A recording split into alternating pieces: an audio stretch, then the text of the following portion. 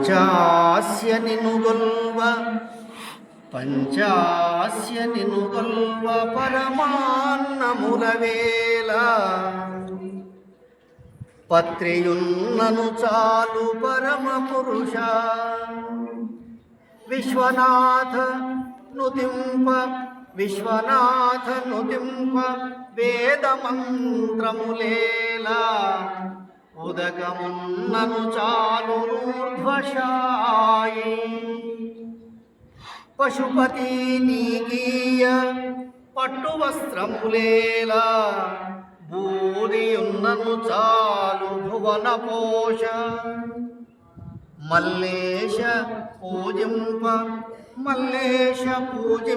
మణిభూషణములేలా చిత్తమున్నను చాలు చిలువతాల్పు భక్తియున్నను చాలునయ్య ముక్తిదాత పద్యహృది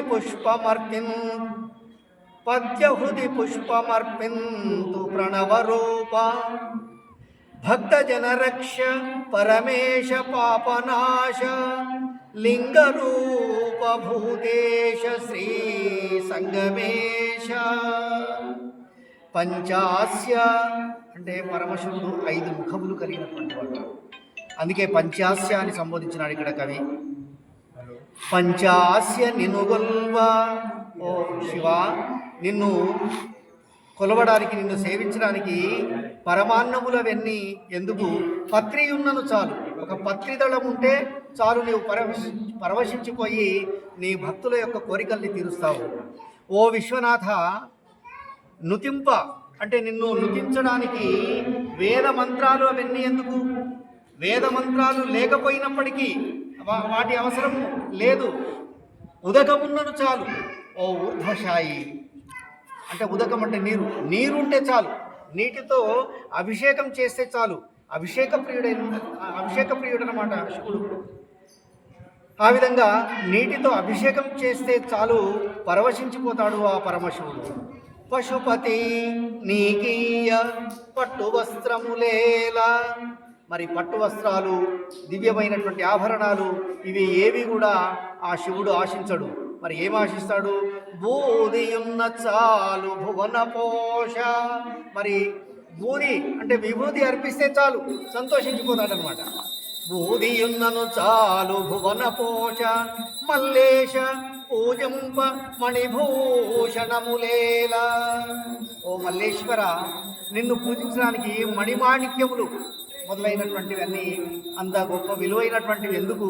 వాటి అవసరమే లేదు. చిత్తమున్నను చాలు, మనసుంటే చాలు, నీ మీద మనసు పెట్టి భక్తితో పూజిస్తే చాలు, నీవు భక్త సులభుడు అయిపోతావు, భక్తులు కోరిన కోరికల్ని తీరుస్తావు. మరి భక్తి ఉన్నను చాలయ్య ముక్తిదాత, మరి భక్తి ఉంటే చాలు, నీవు ముక్తిని ప్రసాదిస్తావు. కాబట్టి ఆ విధంగా నేను నీకు పద్యహృది పుష్పమర్పింతు, మరి నా హృదయపూర్వకంగా ఈ పద్యాన్ని నీకు పద్యమనేటువంటి పుష్పాన్ని అర్పిస్తున్నాను ఓ ప్రణవ రూప అంటూ, భక్త జనరక్ష, భక్తుల్ని రక్షించేటటువంటి వాడా, పరమేశ, ఓ పరమేశ్వర, పాపనాశ, పాపములను నశింపజేయునటువంటి వాడా, లింగరూప, మరి లింగరూపంలో వెలిసినటువంటి వాడా, భూతేశ, సమస్త భూతములకు ఈశ్వరమైనటువంటి వాడా, ఓ సంగమేశ్వర అంటూ శివుని యొక్క అతి సులభంగా భక్తులకు ఏ విధంగా భక్తులకు భక్తికి లొంగిపోయి ఏ విధంగా భక్తులను పోషిస్తాడో, భక్తులను కరుణిస్తాడో ఈ పద్యం లోపల చాలా చక్కగా కవి వివరించినాడు. కాబట్టి మరి ఆ పరమశివుడు పరమ దయాళువు.